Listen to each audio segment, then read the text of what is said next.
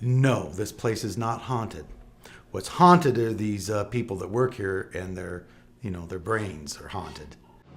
We bought the building at the end of December 2000, and after construction was most of the way over, we started merchandising here at night. And so we'd be in here working, usually with music cranked up. But there were certainly times when there wasn't music playing, and we would hear somebody on the roof, like literally walking from over here. I mean, you could hear footsteps.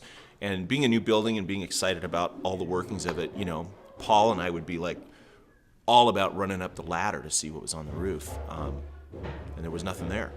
I mean, we swear we could hear somebody on the roof, but there was never anything there. And it kept faking us out because it's clearly what it is. I mean, there's the way the building's constructed, it's an old building. There's nothing between here and the roof. That's the roof. So that was a little weird. Last Thursday, I went to use the employee bathroom, and I was in there and I was doing my business, and the lights turned off. And I was like, oh gosh, well, it's an old building. It's, totally can be explained. Then so I went back and flipped on the light and turned it back on and went back to finishing up doing what I was doing. And then I came back another time to go use the bathroom again, and it happened again. The lights just completely turned off, and I'm like, all right, this is ridiculous. So I didn't say anything about it until the next day when I went to use the bathroom again, and it happened again.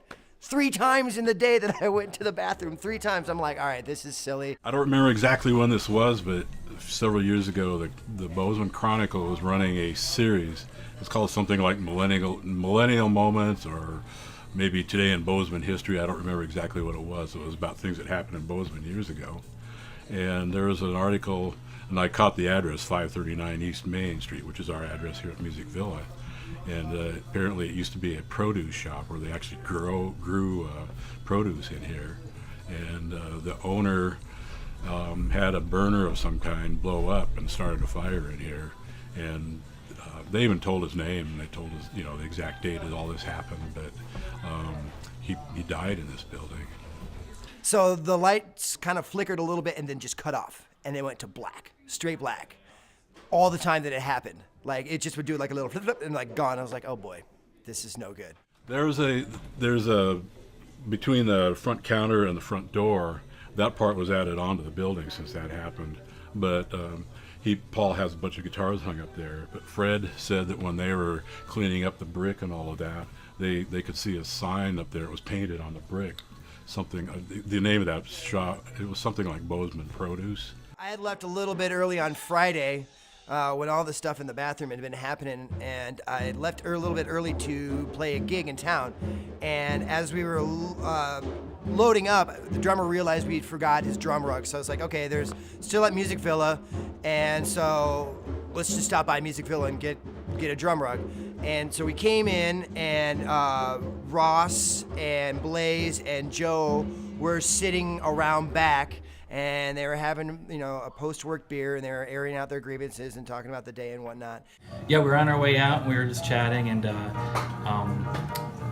Luke, Joe, Ross, and I were all in the back, and next thing you know, the incident happened. And we started talking about, just normal Music Villa stuff, and then I got to talking about like the lights going off in the bathroom, and they looked at me like I had lobsters crawling out of my ears. But it was okay because it's probably just some stupid electrical thing.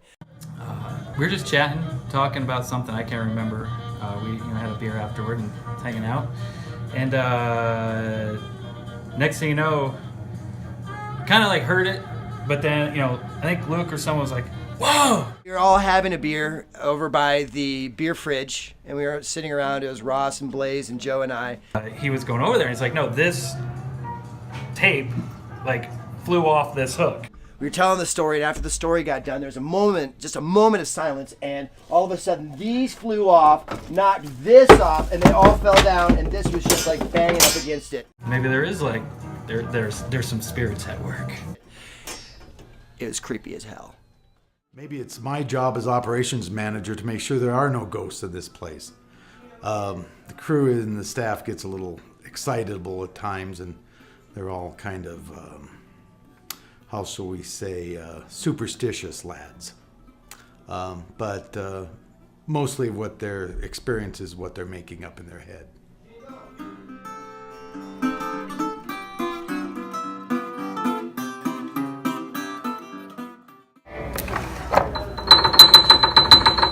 They hate this. I like to torture them.